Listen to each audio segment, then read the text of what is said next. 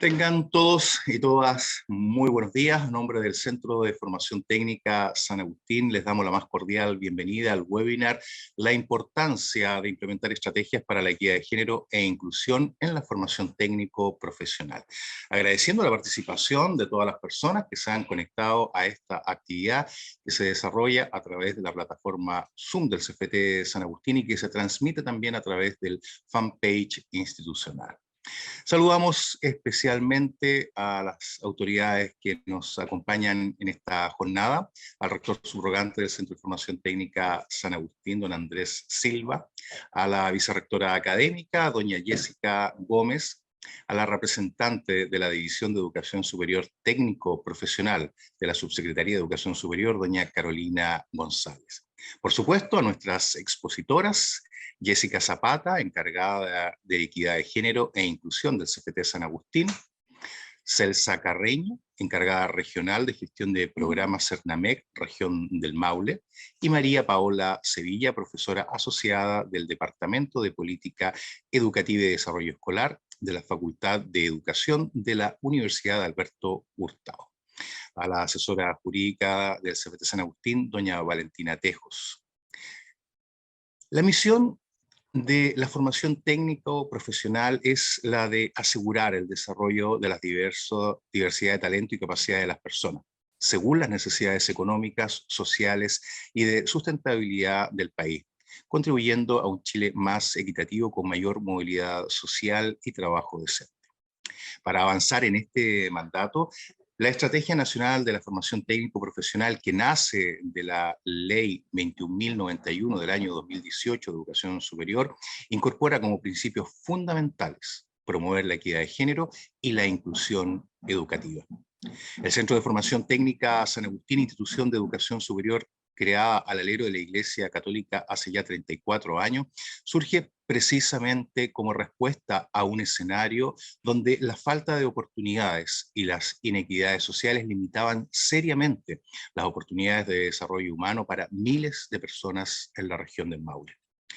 Esto, sumado a su permanente compromiso con la calidad, explican el por qué esta Casa de Estudios Superiores se ha esforzado permanentemente por estar a la vanguardia en el cumplimiento de las políticas públicas que den cuenta de su sólido compromiso con la dignidad de las personas.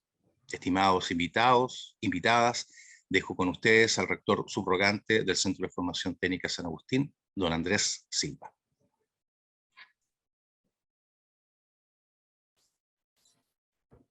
Muy buenos días, estimadas y distinguidas invitadas e invitados. El Centro de Formación Técnica San Agustín ha asumido el compromiso de avanzar hacia el desarrollo de políticas y prácticas educativas, sociales e inclusivas que favorezcan el desarrollo favorezcan el mejoramiento continuo de una cultura institucional para acoger a todas las personas que participan en ella, resguardando la dignidad y los derechos fundamentales. Este camino permitió permear una política de género con principios que guiarán un accionar permanente en esta institución. Como institución educativa que se desarrolla bajo el arreo de la Iglesia Católica, aborda los principios cristianos, que inspiran nuestra misión, visión y valores armonizados en la misma línea del Santo Padre Francisco en sus enseñanzas de la encíclica Fratelli Tutti, en donde nos lleva a señalar que la fraternidad y la amistad social son las vías para cimentar un mundo mejor, más justo y pacífico, por la responsabilidad de todos, pueblos e instituciones. Asumimos que, si educamos bajo una directriz que inculque la diversidad e inclusión y generemos los espacios para debates necesarios de todas y todos, sin discriminaciones de ningún tipo, tengo la más plena convicción de que estaremos formando mujeres y hombres con pilares firmes en la equidad de género e inclusión. En base a todo lo anterior, es que a principios del año 2019 el CFT San Agustín adquiere el compromiso llamado hacia la equidad de género en órganos directivos de la educación superior, con el Ministerio de Educación, incorporando con esto medidas que fomenten la participación de la mujer en el ámbito académico y en la gestión institucional, velando por la erradicación de barreras que desfavorezcan el desarrollo de los sectores más marginados y discriminados socialmente por razón de género. Por otro lado, también en 2019 se promulga en nuestra institución el Protocolo para la Prevención y Detección y Actuación ante situaciones de acoso sexual, acoso por razón de sexo, sexista, discriminación por orientación sexual, identidad y expresión de género. Este documento tiene como objetivo principal el identificar y promover factores que contribuyen a crear un entorno exento de acoso. El Centro de Formación Técnica ha decidido que la implementación de la política de equidad de género, la revisión del protocolo de acoso sexual y violencia, la implementación de procesos educativos al respecto y una actuación cotidiana y apegada a la política será el foco de este año. Y con ello se espera avanzar firmemente en consolidar en sus espacios educativos una cultura de género que se impregne de los valores y misiones institucionales. Engranando y solidificando dicha política, el compromiso institucional adquirido es porque compartimos esta y todas las iniciativas que busquen establecer cimientos para excluir las barreras inicuas existentes en temas de equidad de género y concientizar la perspectiva de género mal promovida por décadas, siendo un componente ineludible del quehacer de la sociedad moderna. Agradezco esta instancia a las expositoras y a todos los que nos están viendo. Muchas gracias. Agradecemos las palabras de nuestro rector. El permanente compromiso con la implementación y cumplimiento de las políticas públicas, su profunda vocación social y una mirada global con un corazón maulino, tal como lo señalaba el rector en su saludo inicial, motivaron al Centro de Formación Técnica San Agustín a postular un proyecto de fortalecimiento del desarrollo institucional en materia de género, el cual fue adjudicado en octubre del año 2021, y que le ha permitido instalar una unidad de equidad de género e inclusión. El webinar que hoy nos convoca es parte precisamente del plan de acción que lleva a cabo esta unidad. Estimados invitadas, en representación de la División de Educación Superior, técnico profesional de la Subsecretaría de Educación Superior, se dirige a ustedes doña Carolina González. Muy buenos días a todas. En nombre de la División de Educación Superior, técnico profesional, les entrego un cordial saludo a quienes se suman a este webinar, y en especial agradecer al CFT San Agustín por la invitación y por el desarrollo de esta actividad que permite visibilizar y reflexionar sobre la temática de género e inclusión en la educación superior TP. Las instituciones de educación superior tienen desafíos sumamente importantes en esta materia. Hoy tenemos nuevos criterios de acreditación vinculados a la gestión de la convivencia, equidad de género, diversidad e inclusión, y por otro lado, los requerimientos de una nueva ley que regule el acoso sexual, la violencia y la discriminación de género en el ámbito de la educación superior. Nos encontramos, por tanto, ante la oportunidad de generar cambios culturales importantes para avanzar hacia una sociedad más justa e inclusiva, reconociendo el espacio educativo como un espacio fundamental para promover la equidad de género y la inclusión.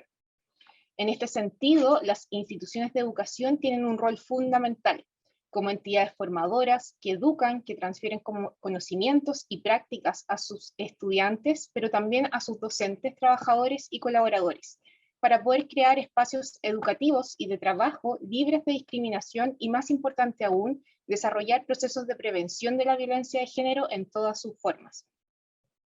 Instalar la temática de género como eje prioritario en las instituciones de formación TP contribuirá, por cierto, al desarrollo de los estándares de acreditación y a los requerimientos de la ley, pero es mucho más relevante que eso, son los réditos sociales que esto trae, al aportar a través de la formación a la co-construcción de una sociedad más igualitaria.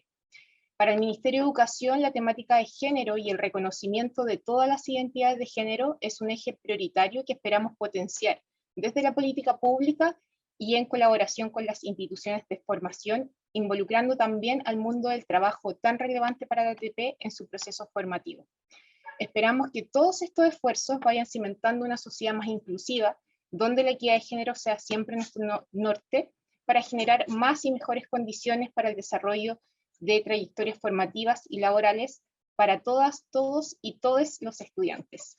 Muchas gracias nuevamente al CFT de San Agustín por esta invitación. Esperamos que este sea un espacio provechoso y el primero de muchos webinars en el que podamos participar como Ministerio de Educación. Que tengan una muy buena jornada. Muchísimas gracias. Bueno, y con los saludos de bienvenida del rector del CFT San Agustín y de la representante de la División de Educación Superior Técnico Profesional, damos por concluida la inauguración de este webinar, la importancia de implementar estrategias para la equidad de género e inclusión en la formación técnico profesional. Daremos paso entonces a continuación a las exposiciones de nuestras expositoras. La estructura del programa contempla exposiciones de 20 minutos cada una. Al término de cada una de ellas, destinaremos 10 minutos para una ronda de preguntas que ustedes nos pueden hacer llegar a través del módulo de preguntas y respuestas, que está ubicado en la parte central de la plataforma Zoom. Para quienes tengan también activado el chat, lo pueden hacer por esa vía. Y por supuesto, a quienes nos siguen a través del fanpage institucional, también nos pueden enviar sus consultas por esa vía. Este periodo de rondas y de preguntas y respuestas será moderado por la asesora jurídica del Centro de Formación Técnica de San Agustín, doña Valentina Tejos. Comenzamos entonces con la primera exposición, Política de Equidad de Género del Centro de Formación Técnica San Agustín, Fundamentación e Implicancias, a cargo de Jessica Zapata Benavides, encargada de Equidad de Género e Inclusión del CFT San Agustín. Jessica, sus 20 minutos. Ya, ahí sí. Bueno, comentarle cómo está construida esta política. Nosotros hicimos un levantamiento de información con otras instituciones de educación superior, en donde recogimos todas aquellas prácticas que estaban realizando las instituciones en temas de equidad de género y de inclusión. Esto nos permitió a nosotros darnos cuenta de cómo teníamos que ir abordando esta política y aquellos elementos que eran centrales para que fuera una política mirada en perspectiva y también que recogiera todos aquellos aspectos relevantes para transversalizar en nuestra institución una cultura de género e inclusión. Esta política está construida en primer lugar por un preámbulo en donde nuestro rector nos invita a todos nuestra equidad de género, porque comprendemos que la equidad de género es una tarea de todos y todas, hombres y mujeres, y en distintos ámbitos de nuestra sociedad.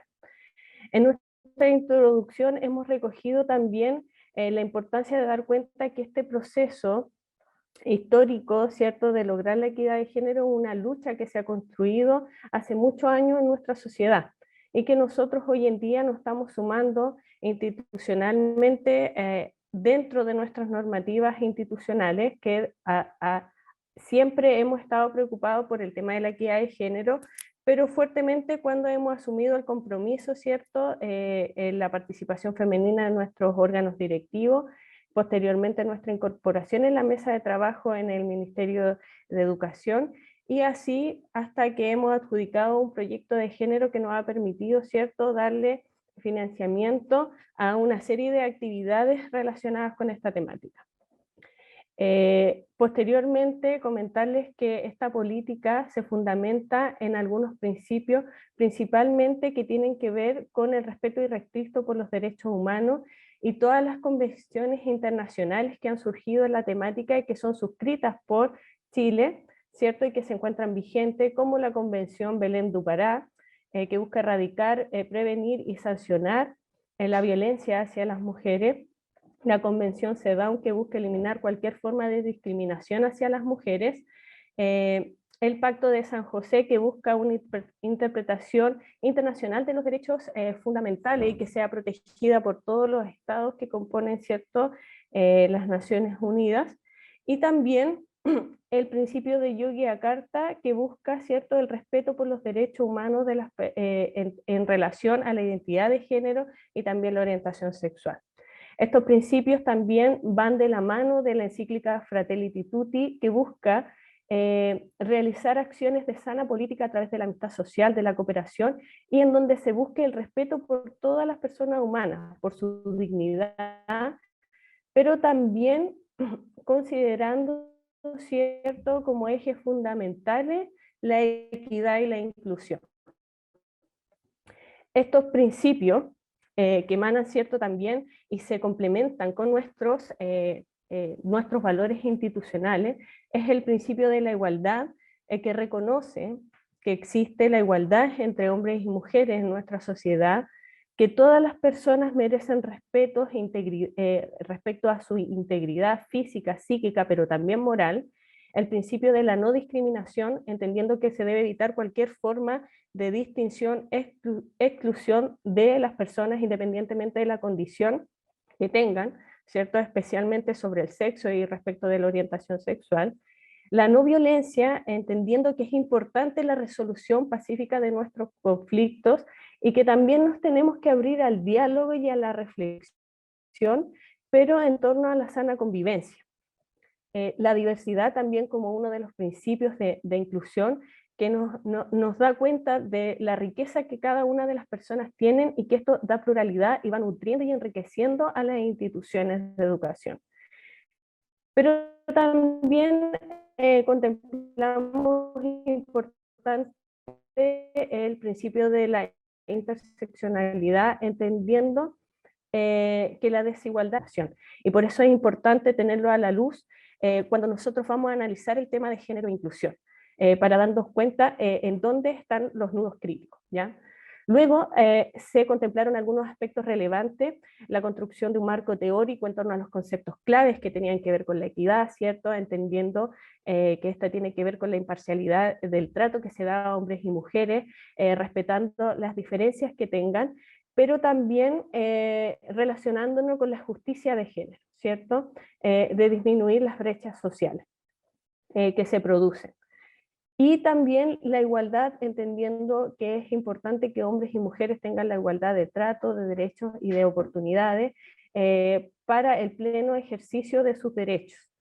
Y junto con esto, el concepto de género, entendiéndolo desde su perspectiva más amplia, en donde se entiende que es una construcción sociocultural y que por lo tanto debe ir cierto, evolucionando nuestra forma de ver esto a medida que también se van generando cambios en nuestra sociedad. Como aspectos relevantes también se consideró importante que es la comunidad educativa, en general, nuestros docentes, nuestro cuerpo funcionario, ¿cierto? Nuestros colaboradores, nuestros estudiantes y todos aquellos que se relacionen con nuestra institución son parte de nuestra comunidad educativa y por lo tanto tienen que estar también incluidos en nuestra política. Para dar cuenta de 12 compromisos institucionales que se los voy a presentar ahora cada uno de ellos con las implicancias y fundamentación que esto tiene. El primero de nuestros compromisos institucionales es velar por un buen trato de género a toda la comunidad educativa, independientemente de su expresión de género, de su identidad, de su preferencia de orientación sexual. Esto para fomentar la equidad de género y entornos libres de discriminación. Como me les mencionaba, de aquí es muy importante el respeto fundamental por los derechos de cada persona, entendiendo también como institución ligada a la Iglesia, que todas las personas merecen dignidad en el trato, ¿ya? Y esto tiene que ver con la empatía, reconocer, ¿cierto?, al otro, ponerlos en el lugar del otro para incluirlo, ¿ya? También va de la mano con la resolución pacífica de los conflictos y el poder generar espacios de diálogo, de conversación, de reflexión que nos permitan ir identificando aquellas situaciones, pero desde una buena manera, y esto a través del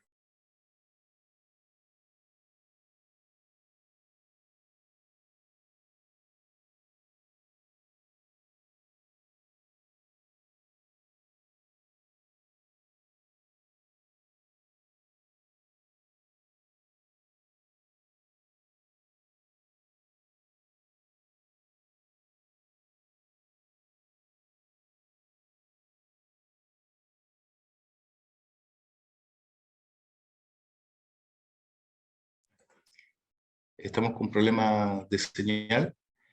Estamos recuperando, vamos a continuar con Jessica. La internet estaba jugando una mala pasada. Habíamos perdido un poquitito de la exposición, Jessica, pero continuamos ahora.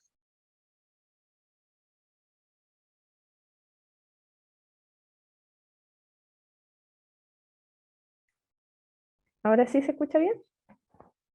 Bueno, no sé en qué lugar quedé, pero bueno, este primer cierto compromiso institucional tiene que ver en cómo nosotros vamos enfrentando de manera metodológica en todo nuestro proceso la participación, ¿ya? Y el ejercicio democrático. ¿No está presentando? ¿Ahí? Ah, perfecto. Ya. Voy a seguir presentando entonces nuestro primer compromiso institucional, es velar por el buen trato de género a toda nuestra comunidad educativa.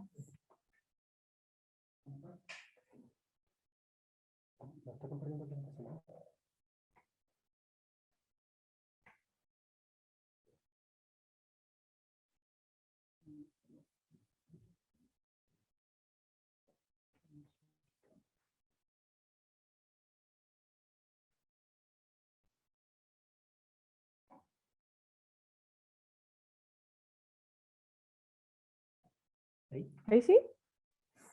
Perfecto, disculpen los inconvenientes técnicos que hemos tenido. Bueno, entonces esta primer compromiso institucional tiene que ver con generar espacios de buen trato, y para esto es fundamental la participación en democracia en todos nuestros espacios, que tengamos que ver también en términos de equidad de género y participación de manera equitativa, ¿ya? Nuestro segundo compromiso institucional tiene que ver con incorporar el enfoque de género en todas nuestras actividades académicas, ¿ya? Con el fin de evitar toda exclusión, restricción o distinción basada en el género.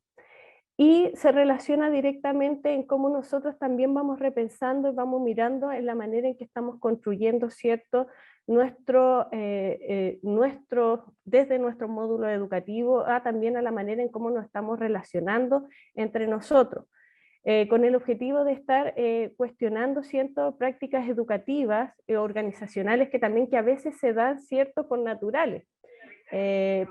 Entendemos que existen muchas situaciones que a veces se dan en nuestro espacio educativo, en nuestras aulas, en nuestras relaciones, que van permitiendo que estas situaciones de inequidad se vayan aumentando. Entonces nosotros lo que queremos es, en toda actividad que tenga que ver con la toma de decisiones, también ir incorporando el enfoque de género. Tiene que ver, como les digo, con la transversalización en todos los ámbitos educativos, ¿ya? En nuestras tradiciones, tanto en nuestra orgánica interna como en nuestra cultura, con todas nuestras comunidades.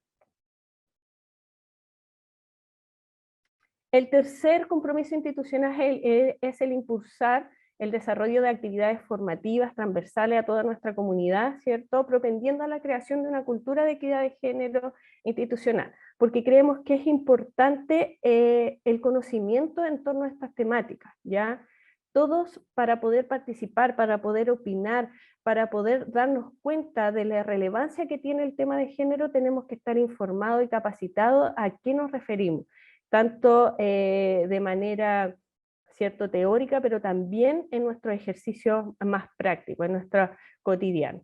Esto, ¿qué nos hace? Es que nosotros entendamos de mejor manera y podamos adaptarnos de mejor a los cambios sociales que también está exigiendo, ¿cierto?, las personas que están demandando en nuestros distintos espacios, pero también favorece que aquellas personas que no tenían conocimiento o no entienden de qué se trata el tema de la equidad de género, puedan, ¿cierto?, integrarse y participar en la igualdad de oportunidades al tener estos nuevos conocimientos.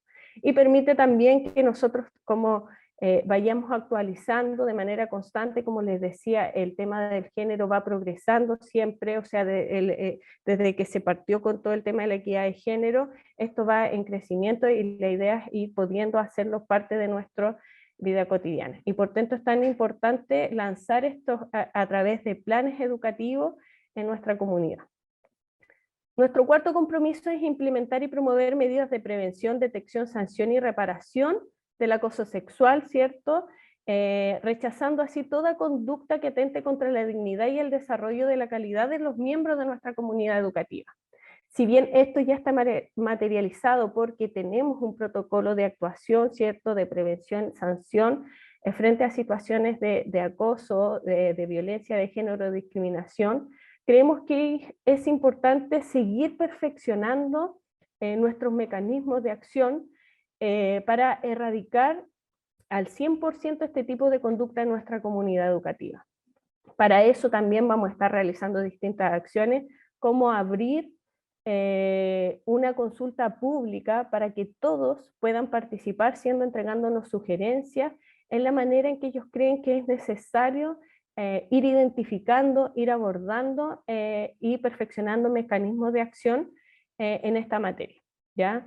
Sabemos que la violencia de género y la discriminación son prácticas que históricamente se han naturalizado en la educación, ¿cierto?, que se invisibilizan muchas veces a través por ejemplo, de micromachismo o de prácticas que siguen existiendo, pero de todas maneras sabemos que nosotros tenemos una responsabilidad en generar espacios de buen trato.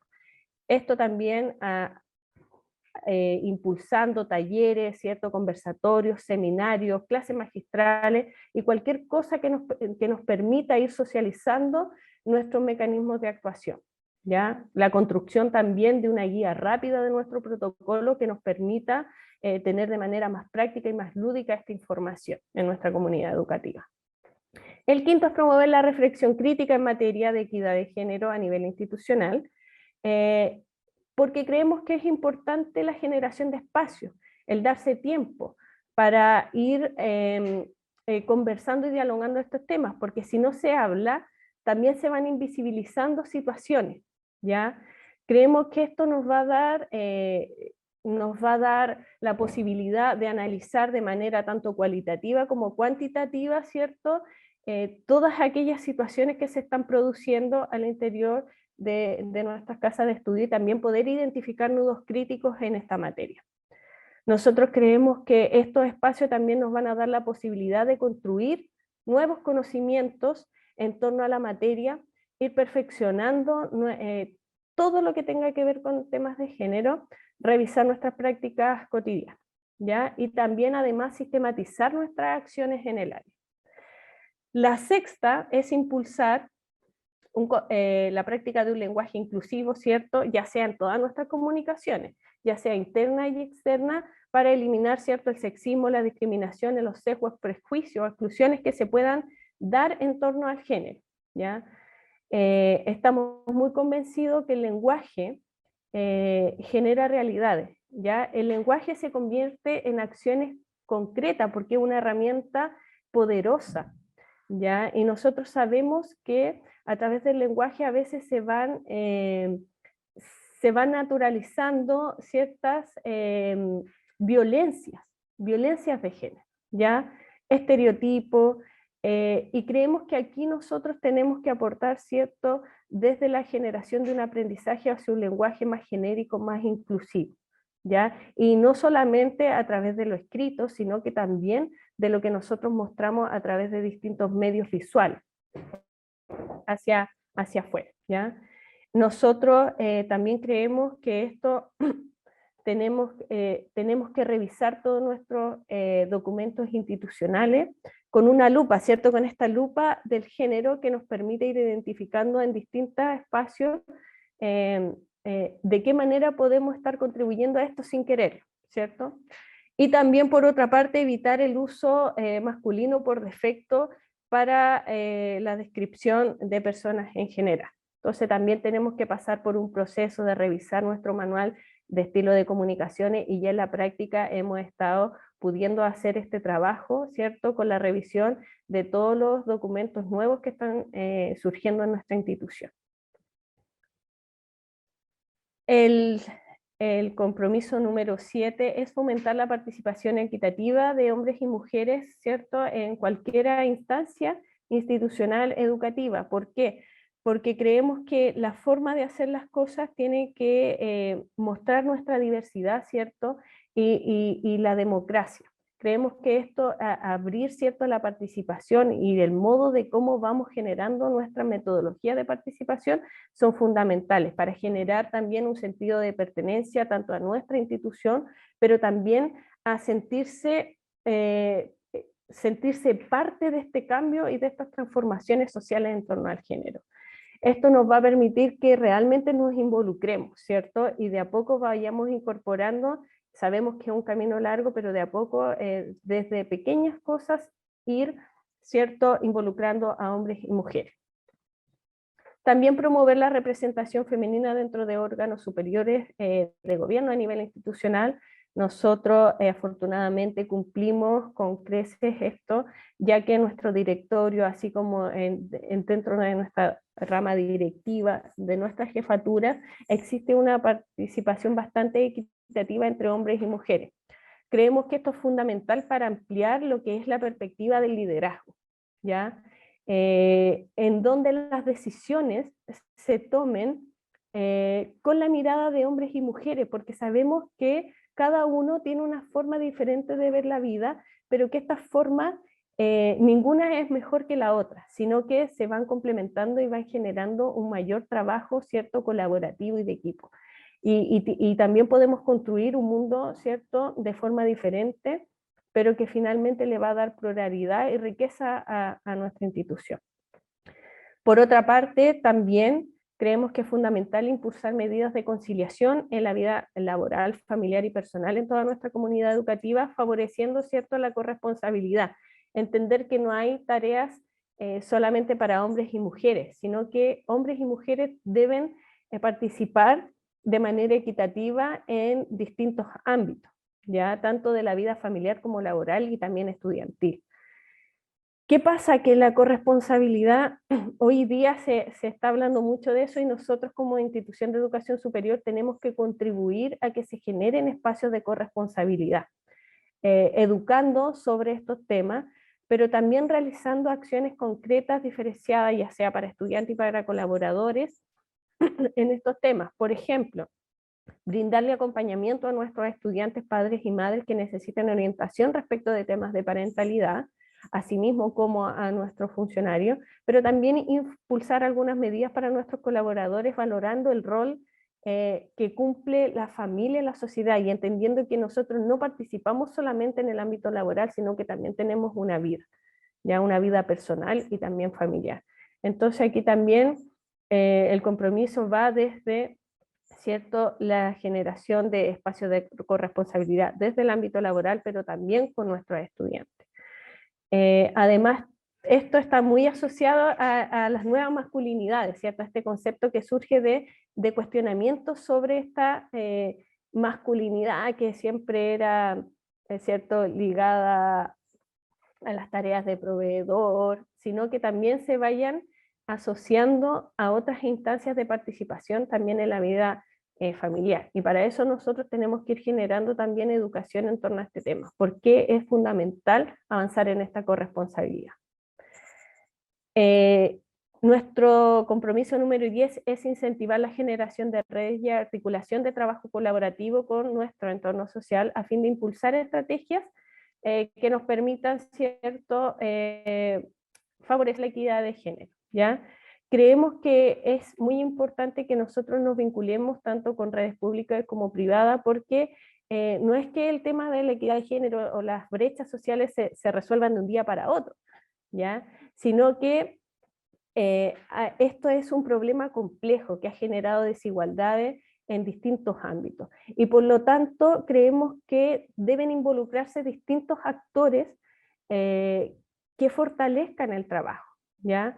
Generar nuevas formas de organización en torno a la búsqueda de objetivos comunes, de metas comunes, y esto también es muy motivador, es muy creativo, permite que se optimicen recursos, pero también de que exista una mayor influencia entendiendo que hay distintos actores involucrados. Y esto significa generar ciertas redes en el tema, participar de manera constante con las instituciones como CERNAMEC, PRODEMO, Ministerio de Educación, SENADI y todas aquellas empresas también que trabajan directamente con nosotros en convenios y articulación, ¿cierto?, en nuestras prácticas profesionales y en distintas situaciones. Nuestra política número 11 es sensibilizar y promover buenas prácticas institucionales en torno a la equidad de género que involucre a nuestra comunidad educativa, ¿ya? Creemos que el demostrar, ¿cierto?, nuestras nuevas prácticas incentiva a que otras personas también vayan replicando esta experiencia en otras partes, ¿ya?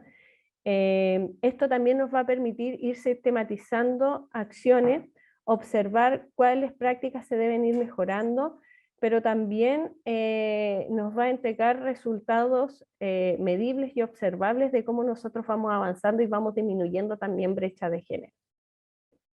Y por último, es facilitar la puesta en marcha de estos compromisos declarados en la política que nos permitan, ¿cierto?, a contribuir al desarrollo de estrategias de acción, pero también a la transversalización del enfoque de género.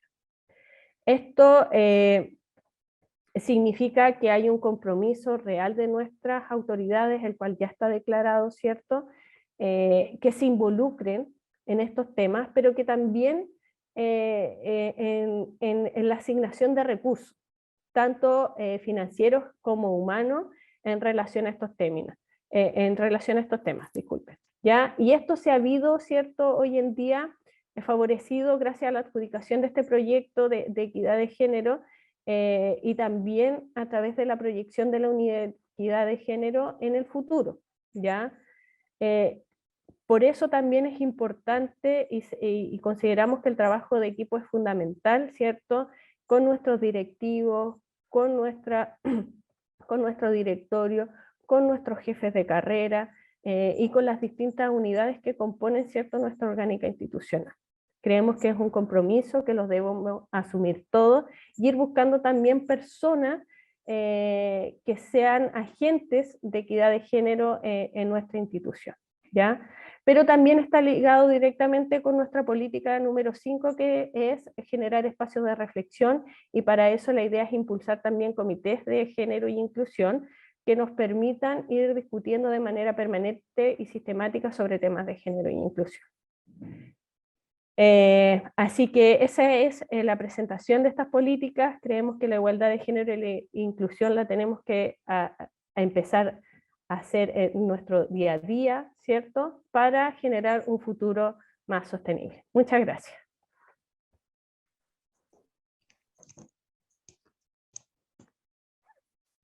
Gracias, Jessica, por tu presentación. Nos han llegado algunas preguntas. Dice, ¿hay algún plan para implementar estas políticas? Y si es así, ¿de cuánto tiempo implicaría? Y la otra pregunta que tenemos, ¿cuáles son las próximas actividades a realizar de manera institucional relacionadas con la temática? Ya, perdón, estaba ahí con la cámara hacia abajo. Bueno, Valentina, comentarte que existe efectivamente un plan estratégico institucional a 5 años en donde se han definido algunos ejes estratégicos de trabajo, ¿ya? Son 6 ejes estratégicos. El primero de ellos, ¿cierto?, es el generar espacios de formación y capacitación permanente. El segundo de ellos es generar espacios de comunicación de manera permanente a través de distintos medios, espacios de sensibilización y promoción. El cuarto es generar, ¿cierto?, impulsar medidas de corresponsabilidad, medidas de paridad, y también el último es generar espacios de reflexión y vinculación con nuestro entorno de manera permanente. Cada uno de ellos tiene, ¿cierto?, unos objetivos generales, los cuales se van a ver, ¿cierto?, llevado a la práctica a través de un plan de acción anual, ¿ya? Y este plan de acción va a abordar con distintas actividades cada uno de estos ejes estratégicos. Ese es como para responder a la primera pregunta. La segunda pregunta respecto de cuáles actividades vienen próximamente dentro de este plan de acción de género, es que estamos desarrollando un plan de formación a nivel institucional en donde toda nuestra comunidad educativa va a poder participar de algunos cursos, ciertos certificados en materia de género e inclusión, pero también vamos a abrir un periodo de consulta pública respecto de nuestro protocolo de acción para la prevención de la violencia de género, y además distintas instancias que ya comenzaron, que son instancias de sensibilización, en nuestra línea de eje estratégico de sensibilización, en donde se han hecho actividades de conversatorios en torno, por ejemplo, al 8 de marzo, pero también de los resultados de nuestras encuestas sobre percepción de géneros que hemos hecho a nuestra comunidad educativa. También estamos en construcción y diseño de nuestro diagnóstico institucional, y bueno, así también la creación de material audiovisual, infografía y de otras características que nos van a permitir también en nuestras distintas plataformas, intranet institucional, portales de estudiantes, del colaborador, de los docentes, poder transmitir cierto también información respecto de esta temática. Muchísimas gracias. No tenemos más consulta entonces respecto de esta primera exposición. Agradecemos a Jessica Zapata, encargada de Equidad de Género e Inclusión del CFT San Agustín, quien nos expuso sobre política de equidad de género del Centro de Formación Técnica San Agustín. Continuamos con la segunda exposición de esta jornada, experiencias de transversalización del enfoque de género y sugerencias para su implementación, a cargo de Celsa Carreño Espinosa, encargada regional de gestión de programas Cernamec, región del Maule. Celsa, sus 20 minutos. Muy bien, muchas gracias. Bueno, Jessica me va a ayudar con la presentación, pero quisiera en primer lugar agradecer al CFT San Agustín la oportunidad que nos da de participar de este proceso que ellos están llevando adelante. Para nosotros como Servicio Nacional de la Mujer es una tremenda oportunidad el que las instituciones, tanto públicas como privadas, estén interesadas en poder aplicar el enfoque de género en sus políticas, porque es un tema de larga data, pero que está haciendo carne hoy día, y eso para nosotros como servicio y como ministerio es muy gratificante. Vamos a empezar con la presentación. Miren, está muy relacionada a lo que dijo Jessica, pero sí me voy a ir un poco más atrás porque siento que uno necesita como tener cierta información de que esto no nace de la nada, sino que hay toda una historia, que hay toda una construcción permanente respecto de conceptos, y por supuesto que esto tiene que ser llevado a la práctica en términos de estrategias y planes de acción para, como decía Jessica, poder hacer carne todo esto que significa el mejoramiento de la calidad de vida de todas las personas. ¿Podríamos dar la primera imagen, porfis? Aquí. A mí me gusta mucho esta frase. Yo trabajo en el Servicio Nacional de la Mujer ya hace muchos años, y entonces siempre la consulta o la pregunta era, ¿por qué existe un Servicio Nacional de la Mujer y no existe un Servicio Nacional del Hombre? Eso es como súper recurrente, ¿ya? Y me gustaría leer esta frase del filósofo mexicano que dice: la desigualdad de las mujeres constituye un caso especial entre todas las discriminaciones sociales. En efecto, dice él, a diferencia de otros casos, no constituyen una clase social, ni un grupo específico, no son una comunidad, ni una minoría social o racial, atraviesan todos los grupos y pueblos, y en todos ellos son una inseparable mitad. Acabar con las condiciones que han permitido su desigualdad social y política sería, después de la liberación de los esclavos, la mayor revolución emancipadora. Eso responde el por qué nosotros en este país tenemos un mecanismo de Estado ocupado de los temas de las mujeres. Es sabido que tenemos brechas de género tan importantes como, por ejemplo, la brecha salarial, la tenencia de la tierra, la tenencia del agua, etcétera, etcétera, etcétera. Es decir, las mujeres estamos en una situación de desmedro respecto de los hombres, y también estamos más expuestas a situaciones, como decía Jessica, de naturalización de la discriminación, ¿ya?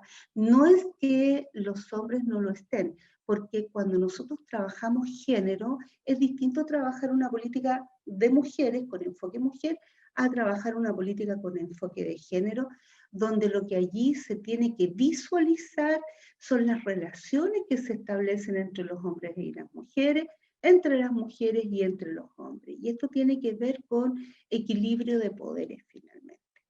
Me gustaría que pasáramos a la otra imagen para empezar a hablar un poco de los orígenes. Ya Jessica mencionaba algunos tratados internacionales y convenciones que son vinculantes para el país, y aquí hay ciertos hitos que son importantes para ir recogiendo el cómo ha evolucionado y cómo se llega a lo que se denomina la transversalización de la perspectiva de género. Ustedes saben que de los 1800 las mujeres empezaron todo un movimiento de emancipación en todo el mundo, ¿cierto? Uno de los primeros hitos por los cuales las mujeres iniciaron una lucha, que no es una palabra vana, sino que muchas mujeres perecieron en este camino, hasta que en 1975, ¿cierto?, se hace la primera conferencia mundial sobre la mujer, organizada por la ONU. Desde allí nace la Convención sobre la Eliminación de todas las formas de discriminación contra la mujer, más conocida como la CEDAW, todo se hace en siglas, ¿cierto? Y este es un tratado internacional que se adoptó por los Estados partes de Naciones Unidas en 1979, por la gran mayoría, y Chile ratifica esta convención en 1989. ¿Qué significa eso? Significa que al hacernos parte, el Estado de Chile está obligado a cumplir con algunos compromisos que establece la CEDAW, y uno de ellos, y que nace de la primera conferencia mundial sobre la mujer, es que el Estado debe crear un mecanismo de adelanto para la mujer. Y es así como el 3 de enero de 1991 el Estado de Chile, el gobierno, con el advenimiento de la democracia, ¿cierto?, nace el Servicio Nacional de la Mujer.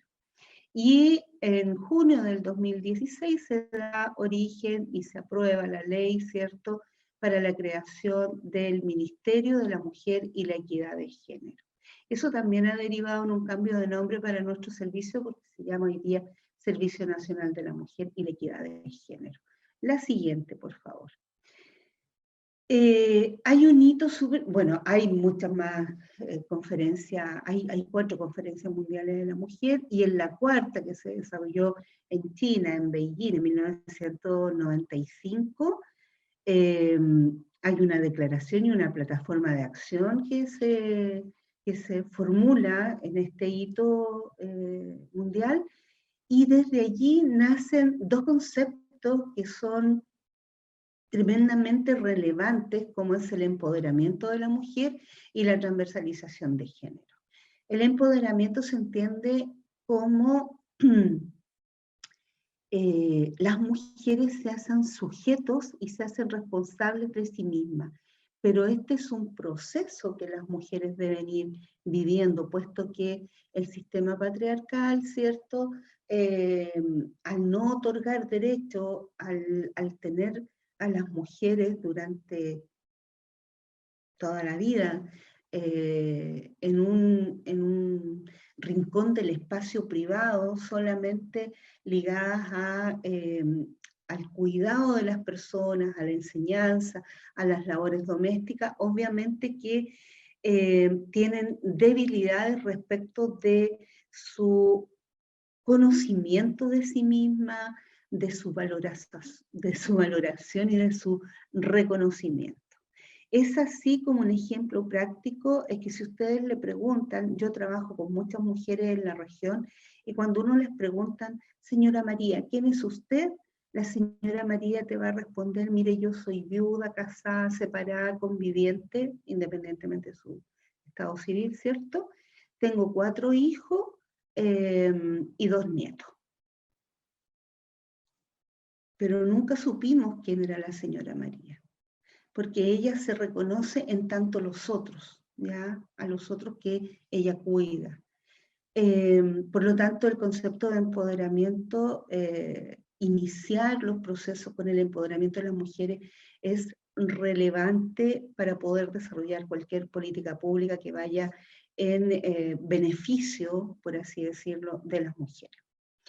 Luego, el concepto de transversalización es el que vamos a desarrollar y que significa cómo vamos incorporando y cómo vamos generando política pública para que hombres y mujeres mejoren su calidad de vida. En realidad, más que tipificarlo como hombres y mujeres, para que las personas podamos mejorar nuestra calidad de vida.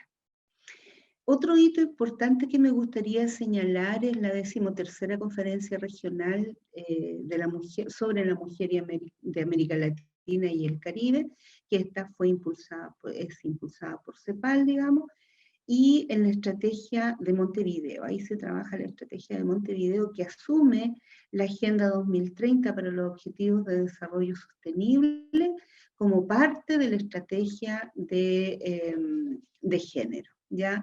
Y allí se instalan otros conceptos que son tremendamente relevantes, como es la promoción de las autonomías de las mujeres.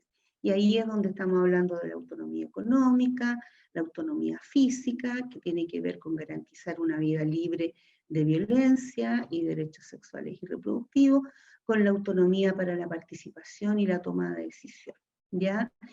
Y nos dice que debemos trabajar las políticas públicas considerando a lo menos 5 enfoques, que es el enfoque de derechos humanos, el enfoque de igualdad de género, el enfoque de territorialidad, el enfoque de interseccionalidad y el enfoque de interculturalidad. Ello porque se entiende que hombres y mujeres debemos ser iguales en la diferencia, por un lado, y por otro lado que tenemos que entender que la población mujeres y la población hombres somos una diversidad, ya una diversidad absoluta, y por lo tanto cuando nosotros hablamos de incorporar enfoque de género tenemos que tener considerado y tenemos que mirar, cuando Jessica decía tenemos que poner una lupa, tenemos que ponerlo en los lentes de género. Es un lente que nos permite ver a la persona en su contexto.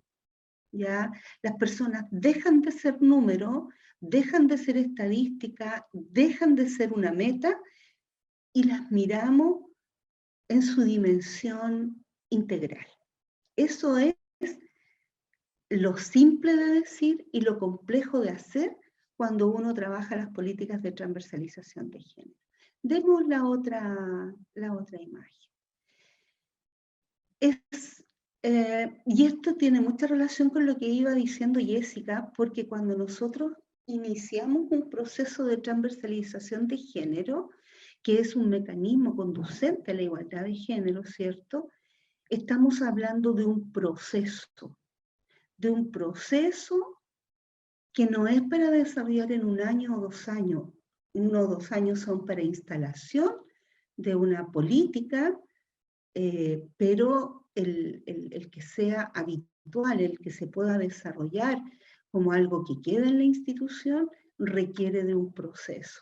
Y este proceso requiere de tener tremendamente claro el impacto diferenciado que cualquier iniciativa, pueden ser una ley, un programa, una política, una medida, ya que se tome a nivel de una institución en cualquiera de sus áreas, qué impacto puede tener sobre la vida de las personas. Esa a su vez, aparte de un proceso, es una estrategia para hacer que los intereses, esto que hemos diagnosticado, ¿cierto? Intereses, preocupaciones y experiencias de mujeres y hombres, constituyan una dimensión integral en el diseño de un programa, de una política, de una ley, qué sé yo, en la implementación de esta, que debe tener un monitoreo, que debe tener una evaluación, y de ser necesario, obviamente, y siempre es necesario porque la realidad es dinámica, un rediseño de esto que nosotros estamos proponiendo. Es distinto hablar del proceso de transversalización de género a hablar de la institucionalidad del enfoque de género. La institucionalidad se relaciona en que todas las personas que están relacionadas con la institución deben reconocer la existencia de un sistema inequitativo en las relaciones de poder entre los hombres y las mujeres. Deben incorporar, por lo tanto, acciones tendientes a la disminución de las brechas, inequidades y barreras de género, pero hacerlo fruto de una apropiación y por lo tanto que sea una conducta habitual de la institución. No sé si me explico. Aquí es para poder hacer el proyecto en el que está el CFT San Agustín, debe haber el involucramiento desde lo más alto, es decir, rector, vicerrector, jefes de departamento, administración y finanzas, todos los actores que son tomadores de decisiones tienen que hacer carne, tienen que estar absolutamente convencidos de que el enfoque de género es una cuestión que va a mejorar la gestión, la va a democratizar y van a poder entregar un mejor producto para las personas a las cuales ustedes están sirviendo. Los funcionarios, por su parte, también deben estar convencidos de que el incorporar enfoque de género va a hacer que su vida laboral, personal y familiar va a ser mejor. Las asociaciones gremiales que tiene la institución también la deben hacer suya. Y por supuesto, toda la comunidad de alumnas y alumnos que ustedes están trabajando.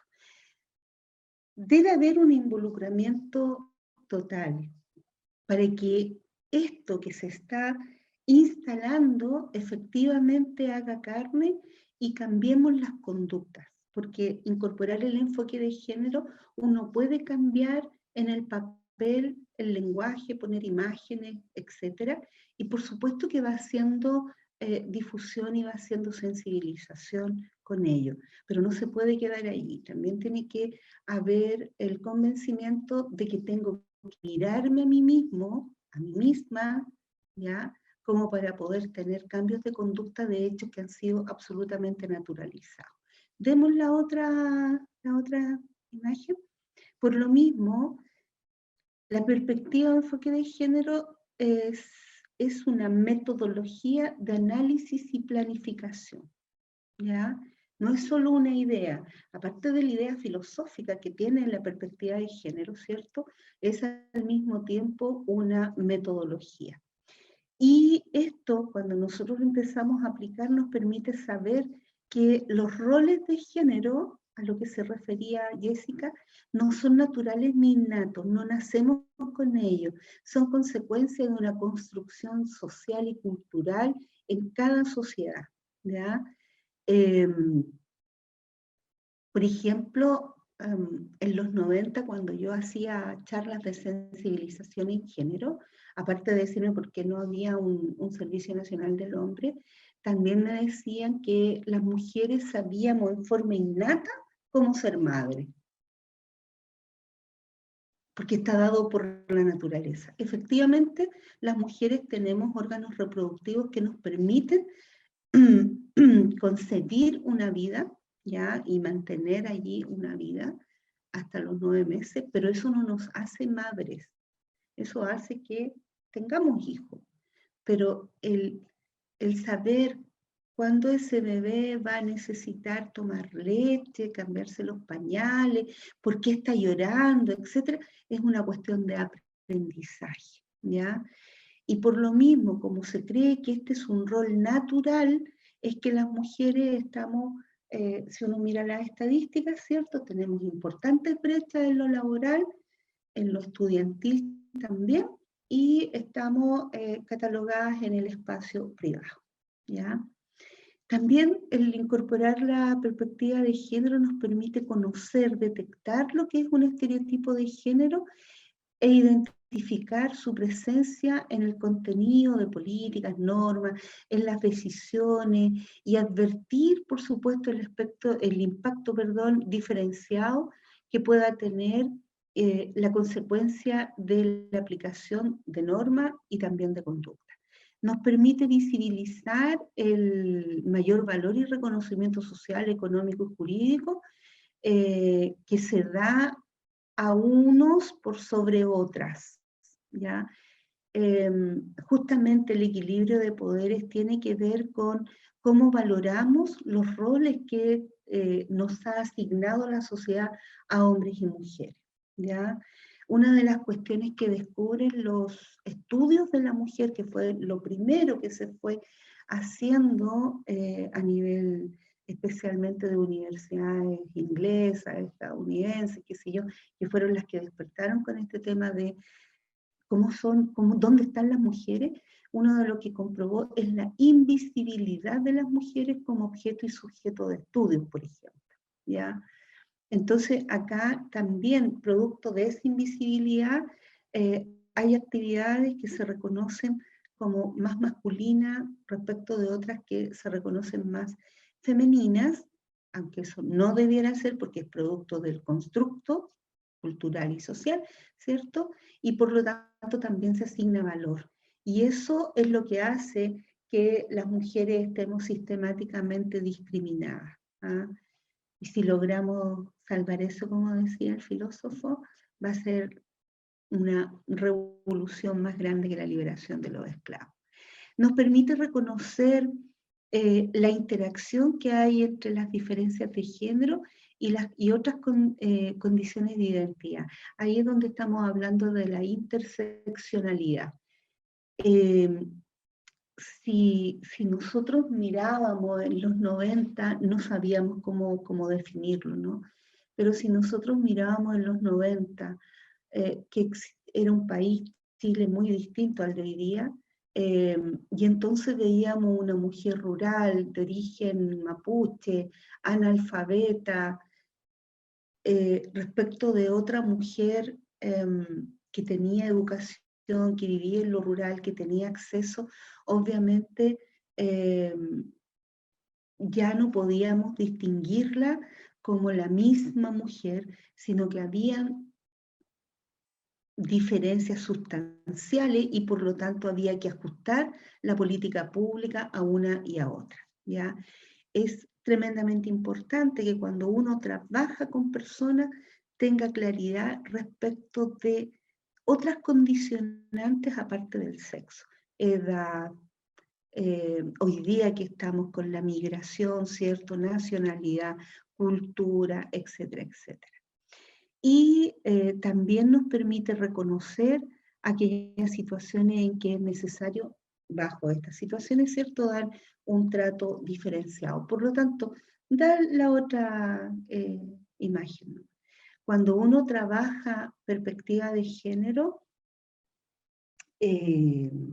lo que hace es aplicar la justicia social, ¿ya? Es un tema de justicia social, de equidad, ¿ya? Y en este caso de equidad de género, es decir, otorgar más a los que menos tienen. Hay herramientas en esta metodología, hay herramientas para el análisis de género, tres de las preferidas, pues son muchas más, tres de las preferidas mías personalmente, las pongo acá como son los roles y estereotipos, el acceso, uso y control de recursos, por ejemplo, para instalar políticas de conciliación de vida laboral, familiar y personal, claramente que hay que hacer un estudio del uso del tiempo. El INE hizo un trabajo de investigación y determinó, ¿cierto?, cómo era el uso del tiempo entre hombres y mujeres, una cuestión básica para poder instalar políticas de conciliación. Luego, cuando yo hablaba de la señora María, tiene que ver con la identificación de necesidades prácticas y estratégicas. Es súper fácil identificar una necesidad práctica porque tiene que ver con lo orgánico, es decir, tengo hambre, como, tengo frío, me pongo ropa, va a venir el invierno, necesito techo, etc. O sea, por eso pongo la pirámide de Maslow ahí, que los trabajadores y las trabajadoras sociales lo entienden mucho más. Si bien es cierto que esta está ya dejada, ya no está tan vigente, pero me sirve para explicar lo que son las necesidades prácticas y luego los intereses estratégicos. La señora María no se conocía a sí misma, por lo tanto era imposible que supiera cuáles son sus intereses estratégicos, qué es lo que ella requiere para ser sujeto de acción, ¿ya? Esos son los intereses estratégicos. Por ejemplo, para una mujer puede ser práctico, una necesidad práctica, que su hijo o su hija tenga educación, ¿ya? Pero puede ser una necesidad estratégica que ella que ella tenga acceso a educación. ¿Ya? Cambiamos a la otra, para no ser tan latera. Bueno, ya Jessica desarrollaba bastante de lo que hay en estas imágenes que siguen y que tienen que ver que para conocer las brechas, barreras e inequidades de género de la institución, ¿cierto? Hay que empezar con ciertos ejes de análisis que tengan ciertos objetivos. Dentro de ello está ver cuáles son los reglamentos, los documentos que tiene la institución, cómo se incorpora género en ello, si es que lo hace o no, cuánto es el conocimiento que tiene la institución sobre las teorías de género, cuál es la estrategia comunicacional, porque, como decía Jessica, el lenguaje construye realidad, por eso es que se hace en los 90 la modificación a la Constitución Política del Estado, incorporando, ¿cierto?, en el título 1, que se hable de persona y luego los incisos de hombre y mujer, porque lo que no se dice no existe, lo que no se escribe tampoco existe, ¿ya? Y por lo tanto, al principio fue muy, voy a decir esto, comillas, ninguneado el que el Servicio Nacional de la Mujer pusiera el tema de hablar de trabajadores y trabajadoras, y entonces todo, o mujeres, estimados y estimadas, qué sé yo, cuando se hacían todas las presentaciones públicas, porque decía que era una pérdida de tiempo, pero lo que no se expresa no existe. También hay que ver el tema de los recursos humanos, porque claramente, por ejemplo, si queremos hacer políticas de conciliación, tenemos que revisar allí, o de brecha salarial, qué sé yo, tenemos que revisar allí cuál es la condición en que se encuentra la institución, y por supuesto ver la cultura organizacional, porque lo que exige la transversalización de género es el cambio conductual de cada uno de nosotras y nosotros. La otra imagen, por favor. Bueno, hay un análisis documental que se hace en distintas esferas, no las voy a mencionar porque son muy lateros. Vemos a la otra imagen. Y lo que también mencionaba Jessica, que han hecho algo y que tienen que profundizar, lo que es el diagnóstico, esencialmente aparte de todo lo que significa el análisis documental, qué sé yo, también tiene que haber un diagnóstico participativo con todos los vinculados al proceso, con todas las personas vinculadas. Ya les mencionaba los altos directivos, los jefes de departamento, los profesores y las profesoras, etcétera, ¿cierto? Para poder saber cuál es la sensibilidad de género que tiene la institución, y por otro lado también para que luego sean partícipes de la formulación del plan de tratamiento. Tiene que haber un análisis de esta información recogida, la identificación del problema o los problemas, ¿ya? La formulación del plan de tratamiento, el monitoreo, la evaluación y, de ser necesario, el rediseño. Eso es básicamente lo que tenía que contarles. Es netamente teórico, obviamente. Ustedes son los que van a tener la práctica. Les doy las gracias por este espacio y también, ciertamente, el apoyo del Servicio Nacional de la Mujer a todo este proceso tan desafiante que van a tener como centro de formación técnica, para poder incorporar esta mirada que humaniza la educación, que humaniza las políticas públicas, y que finalmente la única finalidad que tiene la política pública y todo lo que hacemos los seres humanos al emparejar la cancha, es que tengamos personas más felices, porque ese es el fin último de la política pública, el que seamos todos mucho más felices, y por lo tanto hay que buscar la mejora continua. Eso, muchas gracias. Muchas gracias, señora Celsa, por su presentación. Sin duda nosotros estamos muy agradecidos de la ayuda que nos ha prestado Cernamec en este entonces, pues son un vínculo fundamental en nuestro plan de desarrollo de este gran desafío que tenemos de implementar la perspectiva de género a nivel institucional. Tenemos algunas preguntas para usted relacionadas con su presentación. Dice, desde su experiencia, ¿cuál es la estrategia más exitosa para poder instaurar una transversalización del género? Otra, dice, estamos en una región en donde prima lo rural y es complejo eliminar los estereotipos de género. ¿Cómo podemos colaborar desde la sociedad civil a eliminar estos sesgos entre ambos sexos? Y por último, nos preguntan, ¿por qué se dice que el desarrollo sustentable o sostenible debe ir siempre acompañado de la mano de la equidad de género? Eso. Yeah. Bien. A ver, en el Estado, porque yo puedo hablar de mi experiencia desde el Estado, ¿cierto? En el Estado, los procesos de transversalización, hay una experiencia que ha sido bastante exitosa, que se empezó su instalación en el 2002 y que fue en el programa de mejoramiento de la gestión, ¿ya? Hay un programa que se instala en el 98, pero que estaba referido a algunos sistemas tremendamente relacionados solo a remuneración. Y en el 2002 se empiezan a incorporar otros sistemas, entre ellos el sistema de enfoque de género, y ahí todos los servicios públicos debieron revisar su misión, su visión, sus objetivos estratégicos, sus productos estratégicos, aparte de todas las prácticas, ¿ya?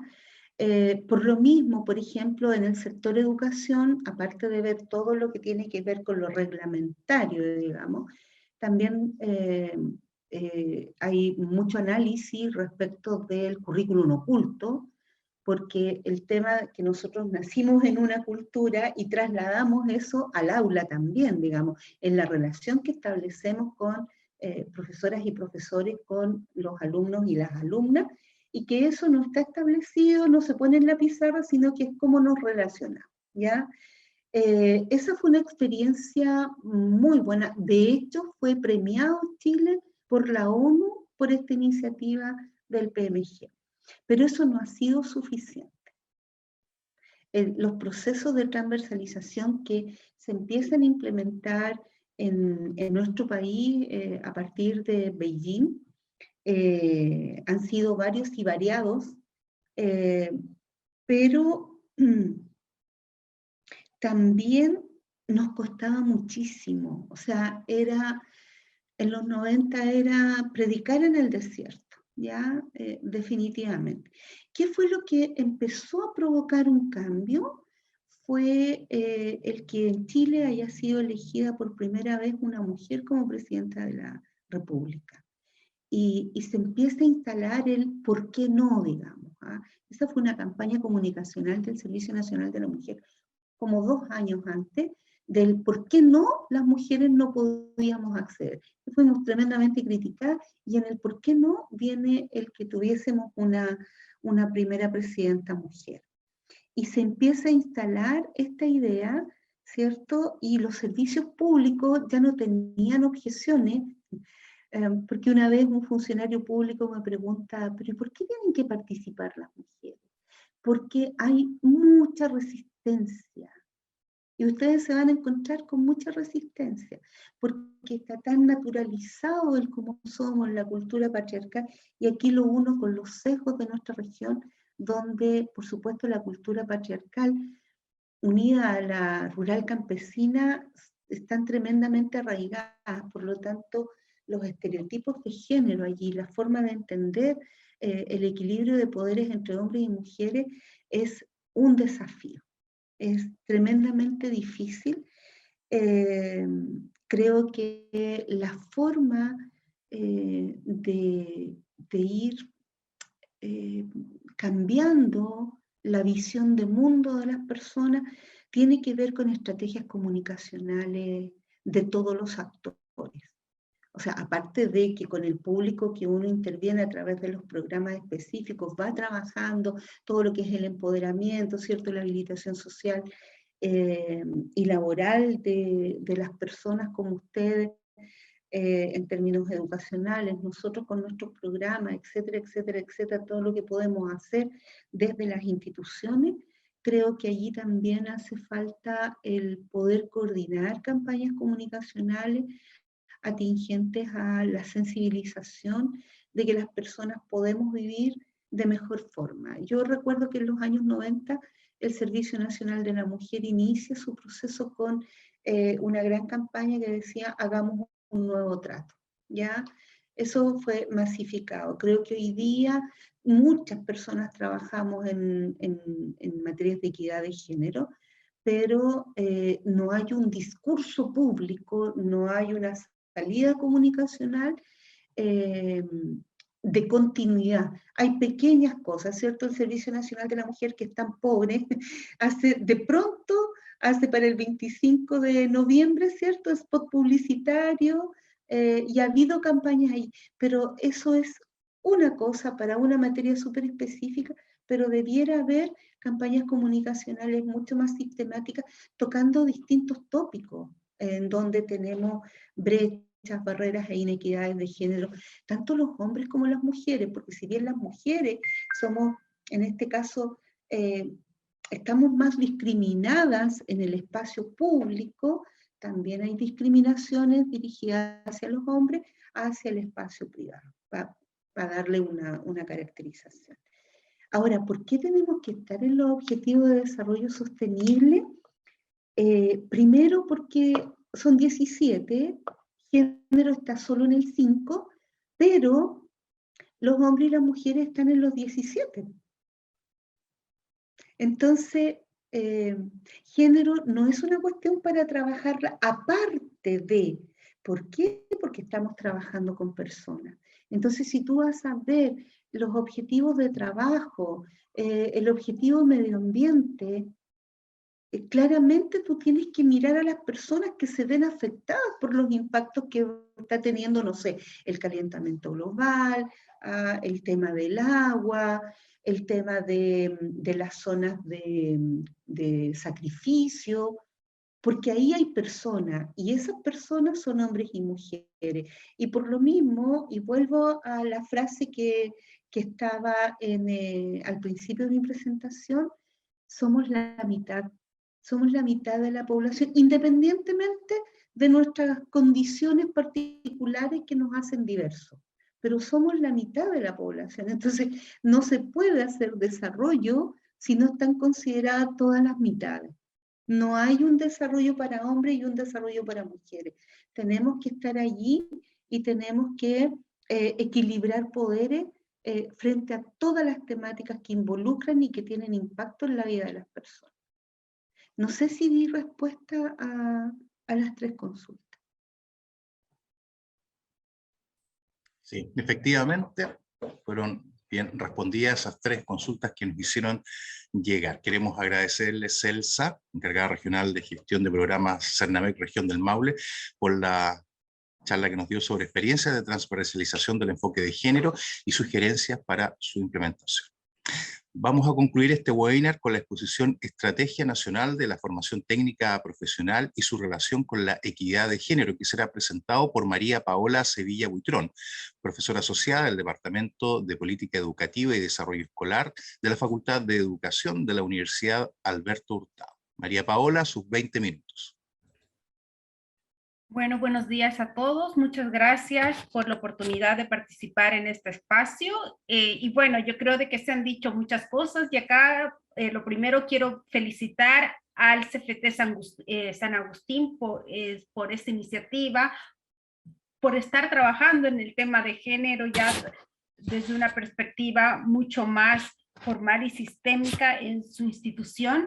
Y lo que quiero hacer en esta tercera presentación es compartir lo que he venido trabajando desde la Universidad de Alberto Hurtado y de cierta manera relevar de que si bien las desigualdades y las diferencias de género están presentes en toda la sociedad y en todos los espacios, la presencia en la educación técnica profesional de estas diferencias tiene características particulares, y esas características particulares se deben reconocer y se deben trabajar. La educación técnica, por su misma naturaleza, produce ciertas desigualdades que son distintas a las desigualdades que se producen en el ambiente universitario, en el ambiente de la educación escolar. Y si nosotros desde una institución de educación técnica queremos abordar esta problemática, tenemos que abordar poniendo ese énfasis también. Así que espero en esta presentación dar algunos puntos para que esta particularidad de abordar el género en la educación técnica profesional pueda ser reconocido, ¿sí? Entonces, a mí me gustaría que las instituciones que están implementando estos planes, al escuchar los planes, yo pueda reconocer a la educación técnica y ese plan no sea neutro para ser implementado en cualquier otro espacio educativo. Así que voy a compartir mi presentación.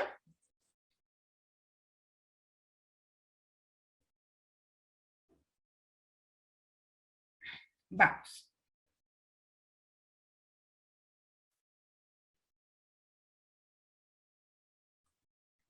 Se ve perfecto. Ya, está bien. Ahora sí. Es que acá. Ya. Bueno, como les decía, las desigualdades de género en la educación técnica se expresan de una manera particular. Y esa manera particular remite a los orígenes de la misma educación técnica profesional. Ustedes saben que los institutos de artes y oficios fueron los grandes precursores de la educación técnica, no solamente en Chile, sino también en toda la región de América Latina. Y si uno va y revisa los documentos históricos, se encuentra que estas escuelas de artes y oficios formaban separadamente a hombres y mujeres. Y lo que en definitivamente en cuenta hacían era reforzaban la división del trabajo entre un rol reproductivo para las mujeres y un rol productivo para los hombres. Así, en 1888 surge la primera escuela de artes y oficios de mujeres, en el cual su mandato era inculcar conocimientos relacionados con su condición de madre y esposa. Entonces, súper claro el rol reproductivo de que nos toca a nosotros las mujeres en los orígenes de la educación técnica. En cambio, los hombres se asocian a estas escuelas de artes y oficios al trabajo industrial. Bueno, y acá nosotros podemos ver de que la Escuela de Artes y Oficios para Mujeres inmediatamente después cambió su nombre y se llamó Escuela Profesionales para Niñas, y lo que aparece en el boletín de la Sociedad de Fomento Fabril es: la enseñanza práctica que se dé en dicha escuela será gratuita y comprenderá trabajos manuales y razonados de las siguientes secciones: comercial, modista, lencería, costurera, corriente, bordado, guantería, etcétera, planchado, ¿no? Entonces, obviamente, acá nosotros tenemos una educación técnica de que, si bien tiene el mérito de incorporar a las mujeres, nos incorpora en labores diferenciadas. Y tanta era la diferenciación que estas escuelas eran para hombres y para mujeres, y lo que ustedes pueden observar en la siguiente, si pueden observar en este recuadro, esto es de una escuela de artes y oficios de La Plata en Argentina, pero seguramente en Chile las escuelas de artes y oficios para mujeres tenían un plan de estudios o una oferta formativa para mujeres muy similar. Entonces nosotros vemos los cursos que se impartían: bordado a máquina, camisería de hombres, corte y confección. Y es así como en el pasado la educación técnica segmentaba la formación de hombres y mujeres, y si bien la incorporación de la mujer era para poder darle herramientas para que pueda realizar un trabajo remunerado, en la práctica estaba replicando esta diferenciación que hay. Y durante mucho tiempo estas diferencias formativas para hombres y para mujeres persistieron en la educación técnica. Ustedes seguramente recordarán en la enseñanza media técnico-profesional, por ejemplo, los liceos industriales exclusivos para mujeres, luego los liceos femeninos, entonces una formación bastante separada y con una oferta de especialidades y de cursos de que también eran distintas. Ahora bien, eso ya no existe en el presente. Nosotros sabemos que en la enseñanza media técnico-profesional los colegios industriales son colegios mixtos, aun cuando las mujeres son minoría en ese espacio, pero las mujeres tenemos las puertas abiertas para ingresar a esos establecimientos. En la educación superior es algo distinto. La educación superior está abierta con una oferta mucho más amplia, pero en la enseñanza media nosotros vimos que durante mucho tiempo esa diferenciación sí se producía. Ahora, yo creo que los liceos politécnicos de cierta manera rompieron esta lógica y generaron espacios de coeducación, porque en un mismo establecimiento educativo se impartían distintas especialidades, distintas ramas de estudio, pero en esos espacios coeducativos también se produce esta diferenciación interna. Y es así como hoy en día lo que nosotros encontramos es que las desigualdades de género persisten, ya no de una manera tan explícita o tan burda como en el pasado. Hoy día las diferencias, las desigualdades de género son mucho más sutiles. Hay que darle dos vueltas, uno lo encuentra, a veces uno lo encuentra en la primera, y persisten en el mercado laboral y también en el FTP. Y lo que uno puede saber es que una manera en la cual se expresan estas diferencias de género son en las aspiraciones de carrera tipificadas por género, de que se reproducen constantemente en nuestras instituciones, y estas aspiraciones de carrera que son diferenciadas para hombres y mujeres son el resultado de diversos factores. Entonces nosotros tenemos de que estas aspiraciones resultan de factores individuales. Hombres y mujeres tenemos distintos intereses, creencias, expectativas, metas de vida. Y esas diferencias individuales, sin embargo, no siempre son innatas. Muchas veces son diferencias de que se producen en nuestro proceso de sociabilización y que resultan de factores sistémicos, como lo dijo Celsa. Entonces hay representaciones culturales que son roles y estereotipos de género. Y también, y acá quiero poner el foco en los factores contextuales. Muchas de estas diferencias que nosotros atribuimos simplemente a deseos distintos que nosotros las mujeres podemos tener, no es porque innatamente seamos así. Obviamente hay un componente biológico, pero hay un componente social que nos condiciona. Y ese condicionamiento aparece en los ambientes formativos, aparece en la escuela básica, en la escuela secundaria, en las interacciones que nosotros tenemos con nuestros compañeros, en los discursos de nuestros docentes, en las relaciones de que se establecen.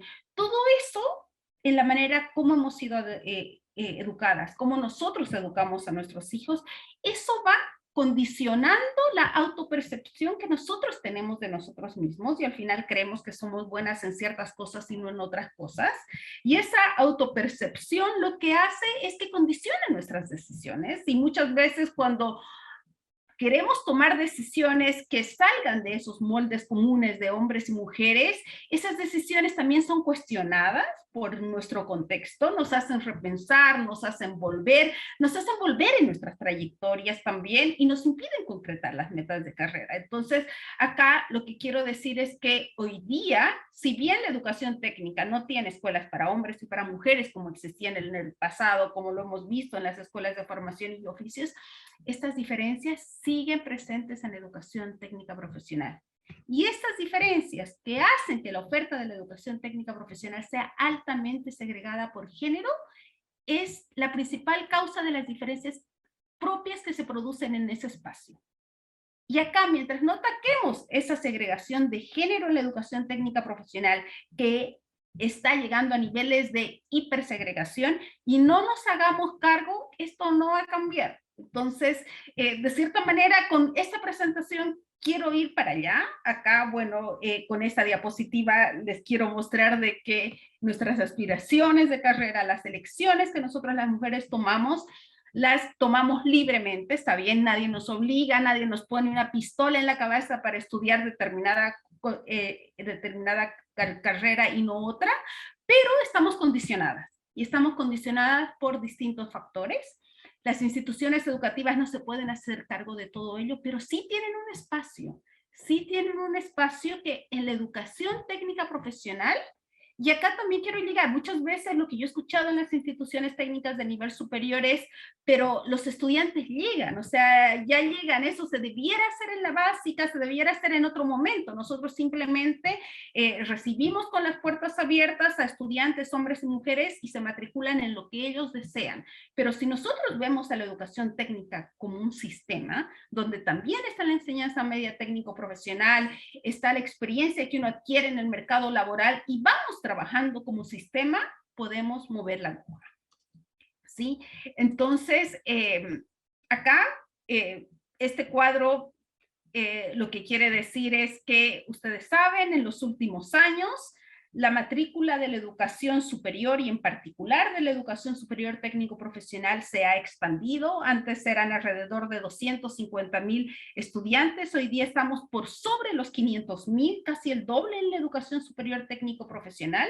Y en esta expansión de la educación técnica, la proporción de hombres y mujeres ha cambiado. Antes las mujeres eran más o menos balanceado, éramos 48%, los hombres 52%. Hoy día las mujeres son cerca del 52% de la matrícula. Y muchas veces esta cifra, yo lo he escuchado en las autoridades de educación técnica, es una cifra de la cual acá somos inclusivos, acá somos equitativos. Entonces yo creo de que mirar esta cifra agregada es una buena noticia. La educación técnica está abriendo puertas, pero donde yo quiero poner el foco es que junto con esta expansión de la educación superior se ha producido una creciente segmentación de su oferta formativa, ¿no? Entonces, la matrícula de la educación técnica ha crecido, y ha crecido porque mucho más mujeres se han matriculado, y estas mujeres son mujeres de primera generación, mujeres que vienen de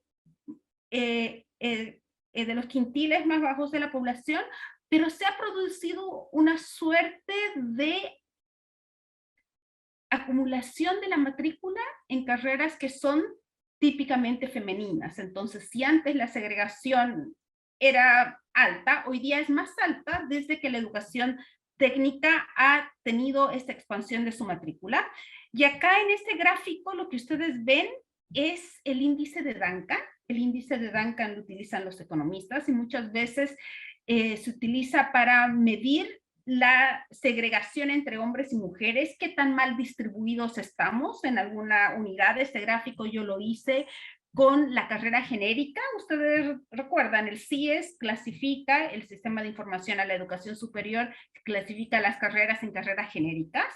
Entonces, lo que este índice quiere decir es qué porcentaje de mujeres tú tendrías que cambiar de la carrera genérica a otra para que hombres y mujeres estuvieran distribuidas en todos estos espacios. Antes era el 48%, hoy día es el 54%, y un nivel del 60% es hipersegregación. Entonces nos estamos acercando a ese nivel, y uno lo que podrá decir, bueno, en la educación universitaria es más o menos parecido. También nosotros vemos que hay carreras para hombres y para mujeres, pero si uno estima esto para la educación universitaria, nosotros vemos de que el nivel de segregación medido por el índice de Duncan ha estado durante 10 años en torno al 0.35. Entonces, fíjense, hoy día nosotros tenemos cerca de 20 puntos adicionales más en este índice de segregación, ¿sí? Entonces, acá hay una diferencia, y en este gráfico quiero contarles de que esta diferencia se explica, como lo había anticipado antes, porque más mujeres están matriculándose en carreras que son típicamente femeninas. Entonces, estas carreras obviamente van a tener más mujeres porque son típicamente mujeres, sí, porque son típicamente femeninas, pero hoy día más del 50% de la matrícula de mujeres en la educación superior técnica profesional se concentra en este tipo de carreras, ¿sí? Y en cambio la participación en carreras masculinizadas, que en general están relacionadas a las tecnologías, se ha mantenido invariante en el tiempo. Las mujeres en sus elecciones en la educación superior técnica profesional no superan el 10%, y en áreas como la electricidad electrónica su presencia es realmente minoritaria, son 3%, menos del 5%, y en la universidad nosotros vemos también de que eso pasa, pero fíjense, en la universidad gran parte de las mujeres están en las carreras mixtas.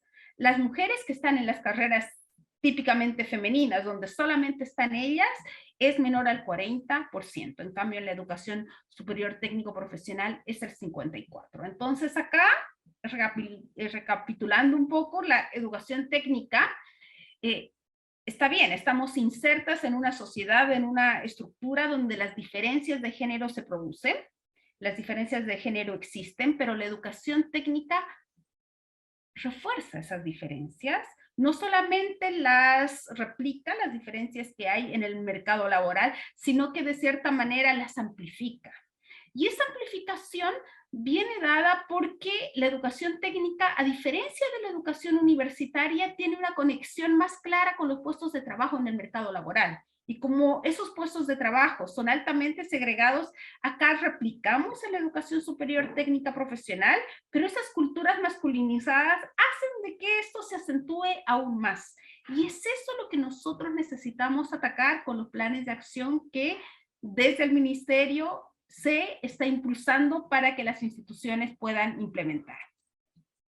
Sí, entonces, acá lo que yo les decía, en la educación técnica, muchas de las desigualdades de género remiten a esta segregación de la oferta formativa entre carreras con predominio masculino y femenino, y esto tiene tres grandes inconvenientes. Primero, si hay una extrema subrepresentación de uno de los géneros, alguien que quiere elegir algo al ver que la matrícula es totalmente masculina, eso a las mujeres o en general eso va a inhibir, entonces va a limitar a las estudiantes tomar decisiones porque están viendo un predominio al otro lado. Segundo, aquellas que deciden ir a ese espacio masculino, el hecho de que su espacio esté dominado numéricamente, no tanto, no solo en compañeros, sino también en docentes, hace de que su proceso formativo sea distinto, sea mucho más difícil. Y acá tenemos mucha evidencia de las experiencias que las estudiantes cuentan en estos espacios, ¿sí? Entonces,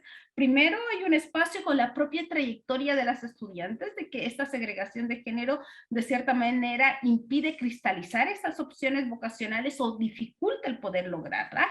Luego, lo segundo es que si el género está condicionando el destino ocupacional de las personas, como hoy día está ocurriendo, eso es altamente ineficiente, ¿no? Porque esto es independientemente de talentos, habilidades, y reduce el número de candidatos idóneos para puestos de trabajo más demandados. Entonces, si queremos ver desde una perspectiva económica, esto también es ineficiente, esta segregación en la educación técnica.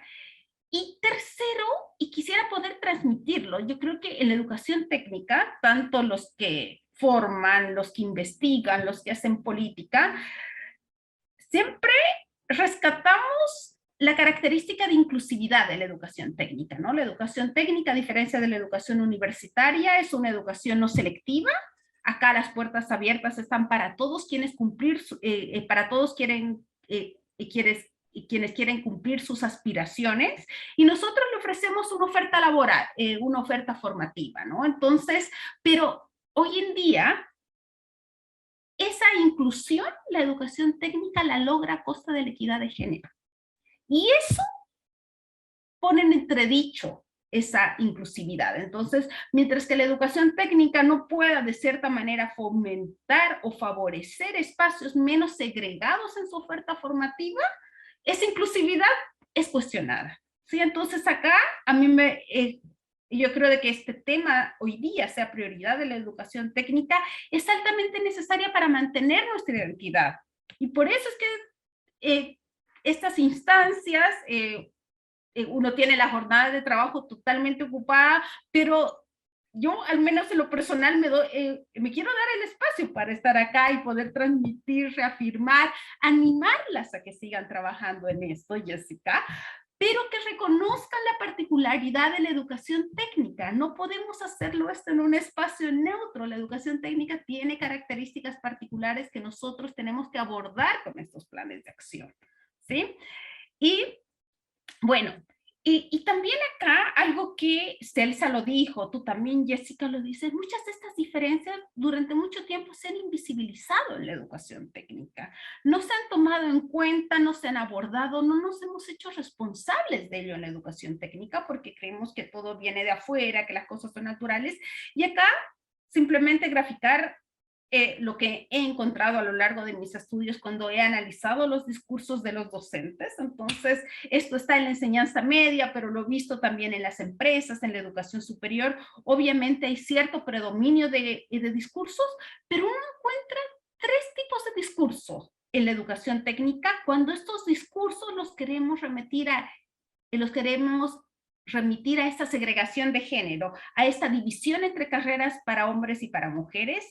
El primero, que lo hemos denominado el género invisibilizado, son discursos apropiados, correctos, y en la línea con los discursos institucionales se pone énfasis en los atributos individuales de los sujetos, ¿no? Entonces es cuando las instituciones dicen, no, pero acá las puertas están abiertas, acá educamos igual, hombres y mujeres tienen las mismas oportunidades, lo importante es que lo quieran hacer, es que se esfuercen. Entonces, nosotros valoramos o ponemos en primer plano otros atributos y el género se va invisibilizando y no reconocemos esas diferencias, ¿no? Entonces, invisibilizamos el género de esa manera. Y si nosotros tenemos estos discursos, no hay nada que hacer, pues, porque ya lo estamos haciendo, estamos dando lo mismo a hombres y mujeres, estamos abiertos, lo que importa es el mérito, lo que importa es el esfuerzo, pero no reconocemos estas condiciones distintas. Luego, este tipo de discurso es predominante en las instituciones de educación superior técnico-profesional. Este segundo discurso, que es el género de posiciones binarias, es el que prevalece hoy en día en los colegios industriales de enseñanza media técnico-profesional, que es esta normalización y valorización de las diferencias, ¿no? Entonces el discurso es, no, si hombres y mujeres somos distintos, las mujeres tienen ciertas cualidades, tienen motricidad fina, son, bueno, y también pasa en la educación superior, ¿no? Entonces resaltan estas diferencias entre hombres y mujeres, y al resaltar estas diferencias que le atribuyen a componentes biológicos, de cierta manera también nos segmentan en distintos tipos de trabajo, y eso produce desigualdades en las oportunidades formativas que nosotros tenemos, ¿no? Entonces, de cierta manera, por ejemplo, cuando las mujeres van solamente en construcción a la terminación de obras por la extrema motricidad fina que nosotros tenemos, o cuando a las mujeres nos ponen en atención al cliente porque somos más cálidas, somos más acogedoras, nos están sacando de la cadena de valor de nuestra profesión. Entonces, muchas veces acá es muy difícil, porque claro, uno lo que quiere reconocer es la contribución diferenciada que la mujer hace en las carreras donde estudia, ¿no? Entonces, yo creo de que está bien, o sea, yo creo de que hay distintas masculinidades y feminidades y cada quien aporta con su forma de ser, pero cuando ponemos el centro en esas diferencias, el gran riesgo es que las mujeres nos saquen de la cadena de valor y nos limiten nuestras oportunidades formativas y laborales. Y eso es muy peligroso. Por eso hay que tener mucho cuidado en estas mal llamadas cualidades femeninas, que si bien nos pueden permitir tener un buen espacio, pero que hay que tratar con cuidado. Yo creo que es el gran riesgo. Yo todavía le doy una vuelta a eso, por dónde pongo el foco, cómo entro, cómo uno tiene que convencer al sector productivo que la presencia de mujeres puede contribuir. Está bien, o sea, uno tiene razones de justicia social y todo, pero cómo tú, con argumentos también de eficiencia y de productividad, puedes entrar. Bueno, y luego un tercer tipo de discurso, que es el género visualizado en el afuera. Esto se ve en las instituciones, pero en general lo emanan mujeres. Y por eso es importante, como Jessica lo dijo, que las mujeres estemos también en niveles directivos, porque cuando las mujeres estamos en esos espacios, tenemos otra sensibilidad, se observan estas diferencias. Pero ¿qué es lo que he encontrado? Que las mujeres que hoy día están en la educación técnica superior, en estos espacios directivos, si bien reconocen estas diferencias, reconocen las inequidades, la sitúan fuera del espacio educativo. Yo acá hago todo lo posible. Si esto sigue así es porque la empresa no me da oportunidades de práctica laboral para mis estudiantes, no hay inserción, las cosas tienen que cambiar afuera y no acá. Entonces, si yo visualizo el problema afuera, tampoco me hago cargo de lo que está aquí en la institución. Y las instituciones técnicas generan sus propias normas de género, las diferencias que deben ser abordadas. Entonces, estas tres posiciones discursivas de que hoy día dominan en las instituciones educativas, de cierta manera desestiman posiciones de responsabilidad y de agencia. Si nosotros como educación técnica o como institución vemos que esta acentuadísima segregación de género en nuestras carreras no depende de nosotros, no es nuestra responsabilidad, estas equidades van a persistir. Está bien, nosotros podemos ir avanzando en otras cosas, pero en la educación técnica esta segregación es como el meollo de muchas de las desigualdades de que están presentes. Y acá, obviamente, o sea, cómo avanzar, y esto lo dijo Celsa, lo dijiste también tú, Jessica, no lo voy a repetir, pero es importante visualizar esas diferencias de género, y esas diferencias de género, acá tenemos el mismo discurso, nos aprendimos la misma canción, aparecen con otros marcadores sociales, por eso es importante de que uno tiene que tomar esos otros marcadores sociales. Nuestras estudiantes no solo son mujeres, nuestras estudiantes son mujeres, nuestras estudiantes también son estudiantes trabajadoras de bajos recursos económicos, entonces están presentes otro tipo de desigualdades. Y no es que sumamos desigualdades, sino que estas características producen diferencias únicas e irrepetibles. O sea, ser mujer de zona rural, de bajo nivel socioeconómico, nos coloca en una situación, migrante también, nos coloca en una situación de desventaja única que nos discrimina en ciertos espacios y que eso es necesario enfrentarlo con el enfoque de derechos humanos, ¿no? Entonces acá hay un derecho de la igualdad que va más allá de la parte caritativa, porque muchas veces nosotros nos centramos en los grupos más desfavorecidos porque somos buenos, porque hacemos caridad, porque queremos ayudar, y eso no es así, es porque es un derecho. Entonces, y es un derecho de que muchas de nuestras estudiantes mujeres que son migrantes, que están en la zona rural lo tienen, y tenemos que saber abordar con este tipo de enfoques, así que el plan que ustedes están haciendo de cierta manera va en esa línea. Y acá, para ir cerrando, porque no voy a repetir esto es la propuesta que el Ministerio de Educación hizo a las instituciones, y acá quiero de cierta manera marcar la diferencia. Es un plan de acción en el cual nosotros como Universidad Alberto Hurtado trabajamos con la Secretaría de Formación Técnica Profesional, pero este no era un plan de acción de la subsecretaría, no era un plan de acción del ministerio, y de cierta manera, dado que se termina un gobierno, nosotros como universidad, esto nos dejó tranquila porque este es un plan de acción que las instituciones se deben apropiar. Acá, este plan de acción está dirigida a las instituciones, son acciones que ellas deben ejecutar y de cierta manera son orientaciones que nosotros les propusimos. Entonces, como lo dijeron también, este plan de acción está en línea con la Estrategia Nacional de la Formación Técnica al tomar esta dimensión transversal de género y la de inclusión, y tiene otra característica particular, y a mí me enorgullece decirlo, de que este plan de acción surge de un diagnóstico sobre desigualdades de género en el sector de la educación técnica. Muchas veces las cosas que nos llegan a la educación técnica vienen prestadas del sector universitario, o en la enseñanza media vienen prestadas de la educación científica humanista y no reconocen la particularidad de la educación técnica. El programa PASE, por ejemplo. El programa PASE fue pensado para la universidad y llegó a las instituciones técnicas y los alumnos tenían que tener el calendario de la PSU, y cuando ellos tenían otra cosa en mente y se querían ir a un instituto técnico. Y ahí recién se producen los cambios. Este plan de acción tiene la particularidad que está pensado para la ATP, surge de las necesidades de la ATP, ¿sí? Y acá, este plan de acción, seguramente algunos han ido a la presentación, ya lo reconocen, tiene 6 ejes, y que de cierta manera estos 6 ejes de trabajo abordan las etapas en las trayectorias formativas de los estudiantes, abordan la institucionalidad del género y vinculación con otras desigualdades, y también la forma aborda la falta de información sobre género e inclusión. Lo que nosotros tendemos a ver en los planes de acción de las instituciones es la institucionalidad del género, ¿no? Hacemos mesas transversales de género, vemos el acoso sexual de manera genérica, y lo que yo invito a las instituciones de educación técnica es que pongan el foco en las estudiantes, pongan el foco en sus trayectorias formativas y en esas trayectorias formativas que son propias del ATP. Hay un momento de práctica profesional donde estas desigualdades se producen de manera bastante evidente y las estudiantes están en distintas condiciones. Entonces, ¿cómo nosotros abordamos? Y bueno, lo que este plan hace, acá por motivos de tiempo no voy a seguir, pero esta presentación está presente, acá dice, en el momento del acceso, ¿cómo nosotros de cierta manera, las estudiantes, si nosotros abrimos la puerta, no van a llegar? Nosotros tenemos que salir a buscarlas porque hay un montón de estereotipos, barreras que las impiden. Entonces, ¿cómo nosotros, ustedes lo hacen, trabajan con liceos de enseñanza media, con liceos de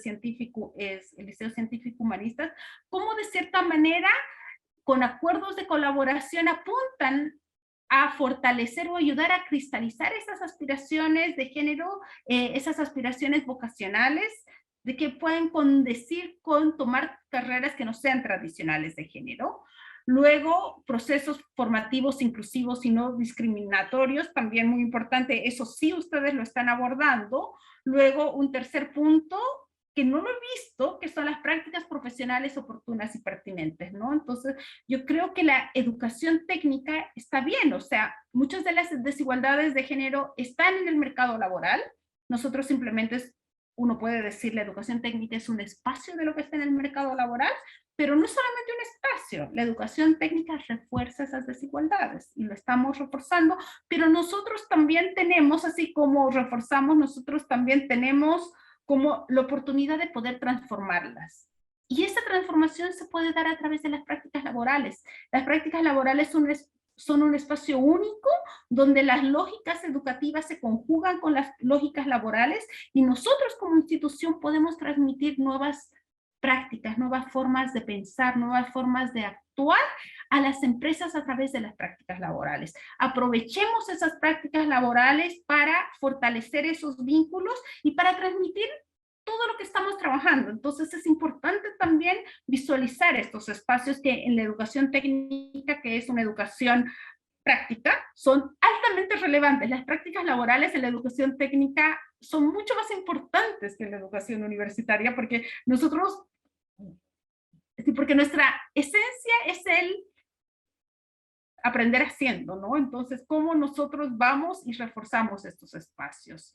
Luego, lo que ustedes abordan, la perspectiva de género e inclusión en las instituciones educativas, con todas las acciones que están realizando, y finalmente, la necesidad de tener información, ¿no? Entonces, nosotros acá debemos saber cuáles son los avances que estamos logrando. Entonces, usted, Jessica, acá, yo te veo acá, por eso digo tu nombre. Entonces, acá, ustedes están implementando un plan de acción. Importante que vayan construyendo una línea base, vayan viendo y generando indicadores de qué manera vamos a saber que vamos a avanzar. Entonces, y cómo vamos de cierta manera analizando y procesando esa información. ¿Cómo reportamos también nuestra información institucional de manera desagregada por género? Yo lo que he visto es que las instituciones en general, la matrícula, titulación, todos los indicadores lo hacen por género o lo hacen por área de conocimiento.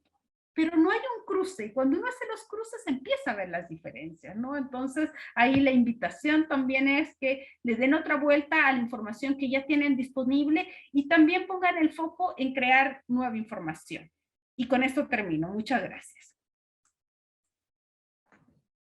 Muchas gracias, María Paola, por tu presentación. Es un tremendo trabajo que aporta significativamente a todos los CFTs y IP de Chile. Tenemos una pregunta de la vicerrectora académica Jessica Gómez y dice: ¿cuáles énfasis se debieran considerar en estrategias de sensibilización temprana de niñas para romper barreras de género para la selección de carreras masculinizadas y a qué edad son más apropiadas estas intervenciones? ¿Será válido en la educación técnico-profesional hacer estas intervenciones en primero o en segundo medio para mostrar las múltiples opciones a las niñas? Mira, acá mientras más temprano se trabaje, los resultados son más van a tener mayor impacto. Entonces, pero obviamente eso es un trabajo conjunto de las familias, de la enseñanza, también de la educación básica. Yo creo de que en nuestro país, el Ministerio de Educación hoy día está trabajando en esto, está trabajando en poner la perspectiva de género. Y yo creo que la educación técnica profesional acá tiene, es una gran oportunidad, al menos en la enseñanza media técnico profesional. Entonces Jessica me dice primero y segundo medio. Nosotros sabemos de que muchos estudiantes eligen el establecimiento, de cierta manera, su elección de especialidad está condicionada en el establecimiento educativo en el cual estén, ¿no es cierto? Y esa elección de establecimiento educativo, cuando tú sales de una escuela básica y vas a una media, la haces en octavo básico. Entonces, muchas veces intervenir en primero y segundo medio es muy tarde. Entonces, por eso es que acá hay que ver esta problemática de manera conjunto como sistema, pero también en aquellos establecimientos donde tienen especialidades industriales, por ejemplo, especialidades que son más del área de servicios, primero y segundo medio son años claves donde uno puede de cierta manera romper estos estereotipos, estas diferencias de género, y se puede trabajar, pero creo yo de que es acotado lo que se puede hacer en ese espacio.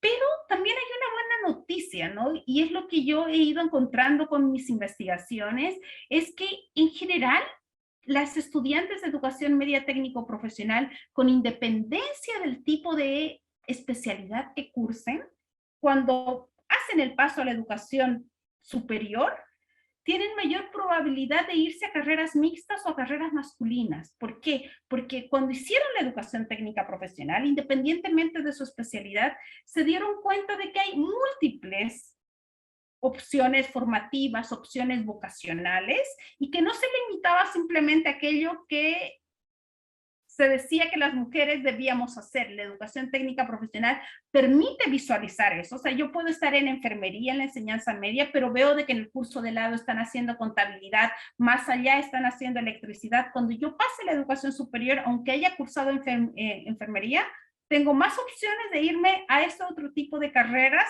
donde no hay una concentración de mujeres más marcada. En cambio, un estudiante de la educación científico-humanista sí está más condicionada. Y es eso lo que hoy día está explicando que la educación técnica superior sea más segregada por género, porque todas las nuevas estudiantes que han entrado vienen de la gran parte vienen de la educación científico-humanista. La educación técnica profesional, como han visto en la enseñanza media, hoy día es solo el 37%, el 77% es científico-humanista. Vienen estas estudiantes y sin mucha información acerca de posibles otras opciones más allá de lo que tradicionalmente hemos hecho las mujeres, ¿sí? Entonces acá la enseñanza media técnica profesional es un espacio para poder diversificar estas opciones vocacionales de las estudiantes. Es importante que las instituciones de educación técnica trabajen de manera conjunta, pero obviamente estás trabajando ya en un espacio acotado, porque las elecciones se han producido antes. Entonces, por eso es importante también trabajar en conjunto con el sistema educativo y no de manera aislada. Eso, muchas gracias. Muchísimas gracias. Con esta última exposición estamos ya llegando al término de este webinar, la importancia de implementar estrategias para la equidad de género e inclusión en la formación técnico-profesional, organizado por el Centro de Formación Técnica San Agustín, a través de su unidad de equidad de género e inclusión. A nombre de nuestra institución de educación superior, queremos agradecerles a todos quienes nos siguieron a través de la plataforma Zoom y también de nuestro fanpage institucional. También por las preguntas que nos hicieron llegar y que nos permitieron enriquecer esta conversación. Deseamos agradecer también especialmente a nuestras expositoras, a María Paola Sevilla Buitrón, a Celsa Carreño Espinosa y a Jessica Zapata Benavides. Por su asistencia, muchísimas gracias y será hasta una próxima oportunidad.